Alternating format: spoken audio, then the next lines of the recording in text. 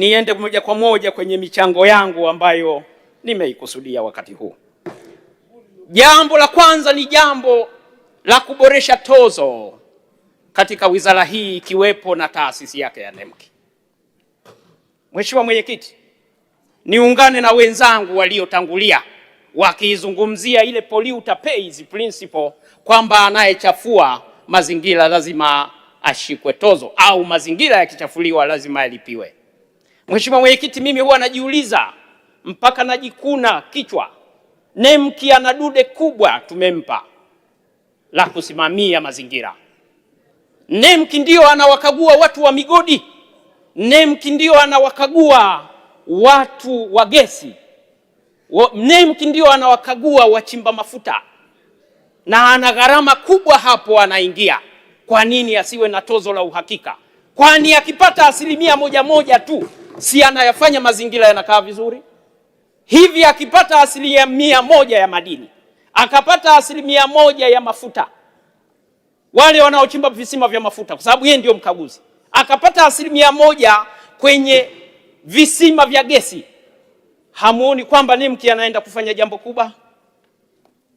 Sasa kama pasenti zote hizi, 1% zote hizi zinaenda Wizara ya Fedha, basi kama wanachukua 1%, kwa nini wasigawane na NEMC?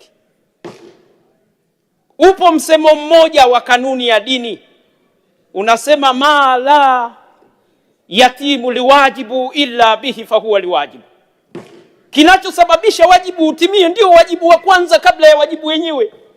Sasa kama tunataka NEMC awepo pale, lazima tozo lake tulizungumzie vizuri. Kama shida ni sheria, kwa nini isije hapa tukaisimamia, waheshimiwa wabunge, mpaka ikakaa sawa, matozo haya yakamsaidia? Mheshimiwa Mwenyekiti, mimi sioni kwa nini NEMC asipate tozo ya uhakika, kwa sababu vyanzo vipo. Ni swala tu la kuweka sawa sheria kama ndiyo yenye shida. Na hapa Mheshimiwa Waziri, ni kuombe hili ulichukue kwa herufi kubwa. Mheshimiwa Mwenyekiti, eneo lingine ambazo wanaweza wakaongeza mapato ni kwenye biashara hii ya kaboni ya hewa ukaa. Biashara ya kaboni ambayo pia ndiyo hewa ukaa. Tunaitumia kaboni kwa sababu ndiyo reference. Mheshimiwa Mwenyekiti, nchi 192 zilikaa katika itifaki ya Kyoto ya mwaka 97. Nyingine zilikataa, lakini mwaka 2015 kwenye yale makubaliano ya Paris zote zilikubaliana. Hapa ndiyo msingi wa hewa ukaa ilipoanzia. Ni biashara kubwa ambayo elimu ni ndogo katika maeneo tunayoyaishi. Nashukuru kwamba ipo mifano ya kuangalia katika wilaya za Tanganyika na nyanda za juu kusini, kwa sababu tayari wameshaanza kupata pato hili. Kwa hiyo hili lielekezwe kwenye maeneo mengine. Lakini Mheshimiwa Mwenyekiti, ni shauri jambo lingine kwamba hewa ukaa katika maeneo ya baharini ni zao kubwa sana, kwa sababu miti ya mikoko huwezi ukailinganisha na misitu ya kawaida. Katika bahari zao la hewa ukaa linaweza likawa ni mara 5 au mara 10 zaidi, ukisoma makala nyingi za kimazingira. Kwa hiyo ina maana mpaka sasa hivi tumepoteza dola nyingi sana na trilioni nyingi sana za mazingira.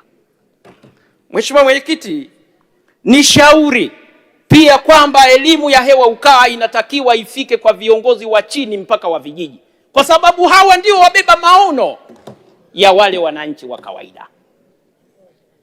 Na ni shauri lugha zitumike nyepesi. Unaweza ukatumia carbon credit isieleweke, lakini kwa nini usiseme fedha zinazopatikana kwa utunzaji mzuri wa misitu na matumizi ya hewa safi? Kwa nini lugha kama hizo zisitumike ili kuhakikisha wananchi wanang'amua vizuri na kufikia malengo tunayoyakusudia?